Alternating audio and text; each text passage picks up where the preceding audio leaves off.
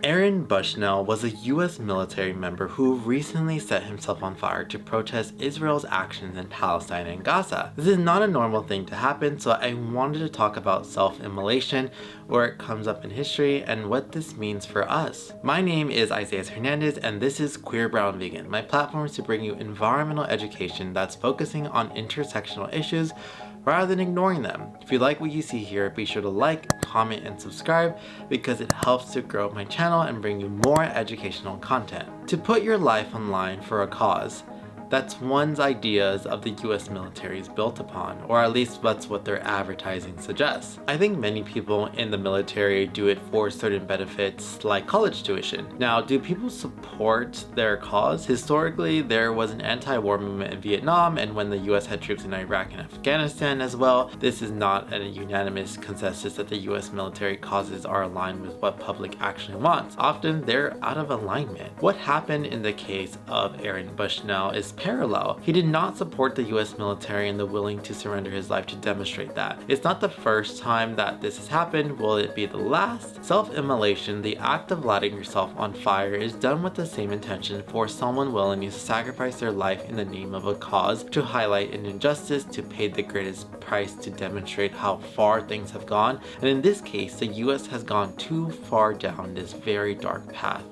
Bushnell had inside information about how the US troops were being instructed to support Israel's murders of innocent civilians, which is now over 30,000 plus, actually 40,000 now. The 25-year-old from San Antonio, Texas set himself on fire in front of the Israeli embassy, saying this was his last breath. My name is Bushnell. I'm an active duty member of the United States Air Force, and I will no longer be complicit in genocide. I'm about to engage in an extreme act of protest, but compared to what people have been experiencing in Palestine at the hands of their colonizers, it's not extreme at all. This is what our class has decided will be normal. Free Palestine, Bushnell said. Self-immolation as an act of protest reflects the severity of how not normal this truly is. Abnormal acts of injustice are often reflected back as abnormal acts of protest. This story broke me because Bushnell was a service member, and I think that's worth noting because someone did the same thing in December outside the Israeli consulate in Atlanta. However, none of their information was disclosed. Think about it this way. The media has already tried to suppress these stories of protest, but this one was impossible to ignore. And there's actually a photo that was distributed on Twitter that I don't think can be found today.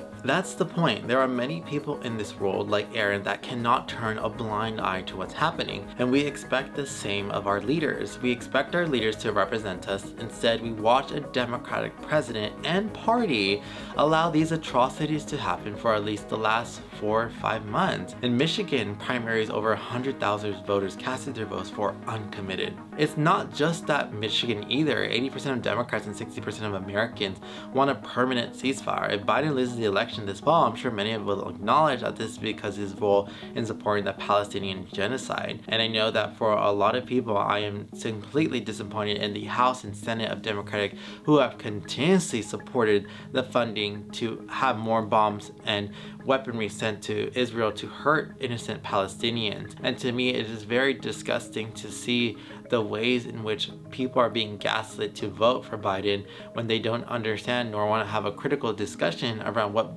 policies Biden has been supporting. Now that the ceasefire is being popularized, can we talk about it for a little bit? That a lot of people were saying back in October that it was anti-Semitic. Now that President Joe Biden, also VP Kamala Harris, have said ceasefire, are they anti-Semitic too? Even though they're funding Israel's war crimes? It doesn't make sense to me now at this point where people want ceasefire. Everyone wants the hostages back. Everyone wants the bombing to stop. Everyone wants the destruction of life itself to stop. And yet we are here to say, oh, Israel needs to keep going. Going where? A lot of those Palestinians are now in Rafah that are soon to expect to be bombed, and I don't know what's going to happen to them. Like, I'm completely disturbed. Humanitarian kitchen aid workers were bombed just a few weeks ago. Like, we are seeing the fact that, like, whatever people are trying to do in humanitarian aid, it's not working. UNRWA was defunded because it said that had some small percentage of employees that were linked to Hamas, which of course, like, the United Nations has an investigation on that too, and they have data in that, but still, like, that does not represent the large portion of UNRWA. But then the World Kitchen Center in DC, that's not United Nations related, they were also defunded. And it's like, and they lost 6 or 7 members of their volunteers, and it's like, well, what can we really do? We have to bring this to light and understand that talking about genocide is not controversial in the environmental movement. Self-immolation is reserved for dark moments in human society, or rather that it's when it appears on its own. When else has this happened? This occurred in Atlanta in a protest of Israel and the United States with an undisclosed individual. A couple years ago, on Earth Day actually, April 22 of 2022, an old man named Win Bruce took his own life with self-immolation right outside the Supreme Court building, and this was in protest against the inaction from our leadership on the climate crisis. This happened as the world experienced record-breaking temperatures for 2 years in a row now without any sign of letting up or any sign that our leaders are going to implement the needed changes. And this really broke my heart because I think within the environmental field, this is a severity that a lot of experts are dealing with, is that how do we find ourselves to nurture when our government is not reflective of those climate policies? And when people were saying that, this person was, quote unquote suicidal, I think we have to understand that, this person had a lot of love to give, and that we should never forget their name and their contributions to the environmental movement. And I think it really did shock me that someone would actually do this for the climate crisis. I never would have expected that to happen. It really scared me, but also put context of the severity of the issue that we have. Similarly, in 2018, a well-known LGBTQ rights attorney and environmentalist named David S. Buckle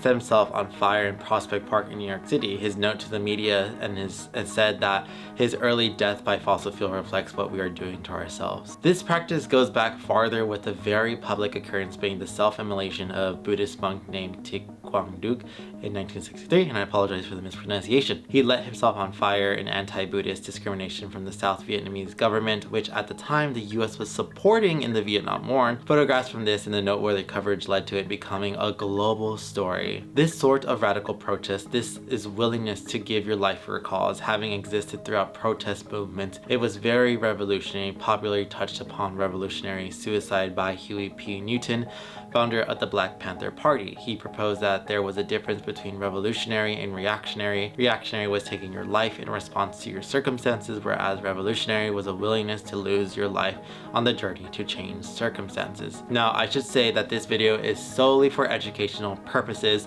to explore what self-immolation is and where it has come from. If you have thoughts about unaliving or struggling to carry that emotional burden or social challenges, please speak to a professional or someone that you can trust. I've provided some resources below. You are not alone, and this is not even close to the only thing that you can create change, nor this is something anyone is recommending, nor I recommend myself. Thanks for watching, and be sure to like the video, leave a comment with something that you learned about or topics you'd like for me to explore. What are your thoughts on self-immolation, and how have you been able to ground yourself in community?